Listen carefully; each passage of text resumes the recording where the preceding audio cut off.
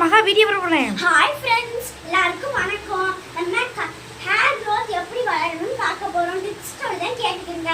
First என்ன பண்ணணும்னா கற்றாழையை துண்டு துண்டா வெட்டிக்கிட்டு நம்ம தொலி சீவாம தனியா வைக்கணும். அந்த தண்ணி கோகனட் ஆயில் 1 டீஸ்பூன் ஆட் பண்ணி அதை நல்லா கிரைண்ட் பண்ணினா நமக்கு பேஸ்டா கிடைக்கும். அந்த பேஸ்ட்டை தூக்கி ஓரமாச்சுங்க. ஓரமாச்சுட்டு நீங்க என்ன பண்ணணும்னா வேப்பிலை, கருவேப்பிலை இந்த ரெண்டையும் நல்லா ஹீட் பண்ணிட்டு ரெண்டையும் எடுத்து வச்சுக்கிட்டு நல்லா மிக்ஸ் பண்ணிட்டு ஹேர் நல்லா மசாஜ் 10 மினிட்ஸ் கொடுத்து half an hour இல்லை 1 hour ஊற வச்சிங்கன்னா நல்லா அப்ளை ஆகிடும். அந்த அணி நீங்கள் ஷாம்பு எடுக்கவே எடுக்காதீங்க. எனக்கு ஹேர் ஃபால் ஆகிருக்கு, அதனால தான் ஷாம்பு எடுத்துகிட்டு ஷீல்கா ஹேர் ஃபால் எதையுமே இருக்காது. ஹெல்த் தான் ஹேருக்கு. அதே மாதிரி நீங்கள் வாஷ் பண்ணதுக்கப்புறம் கோகனட் ஆயில் தேய்ச்சிங்க. கோகனட் ஆயில் எல்லாம் அப்ளை பண்ணிடுங்க. ஏன்னா ஹேர் வந்து இதாகிடும்.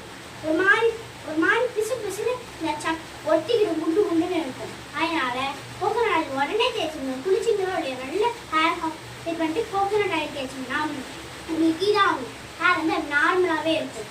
நல்ல ரிசல்ட் வரும். உங்களுக்கு நல்ல ரிசல்ட் வரும். கண்டிப்பாக நீங்கள் ட்ரை பண்ணுங்க.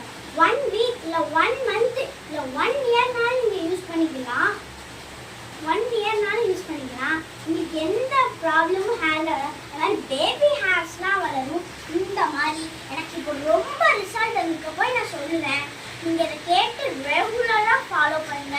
நல்ல ரிசல்ட்டோட உங்களுக்கு கிடைக்கும்.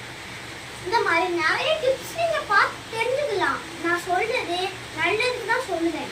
நாங்கள் நல்லதுக்கு சொல்லுவேன். பட் நீங்கள் இந்த டிப்ஸை ட்ரை பண்ணி பார்த்தாலே எங்களுக்கு ஹாப்பியாக தான் இருக்கும். ட்ரை பண்ணி நீங்கள் நல்ல ரிசல்ட் கமெண்ட் பண்ணீங்க, நான் நம்புகிறேன். இன்னும் வந்து நிறைய டிப்ஸ் இருக்குது. அதெல்லாம் நெக்ஸ்ட் வீடியோவில் பார்க்கலாம். பாய்.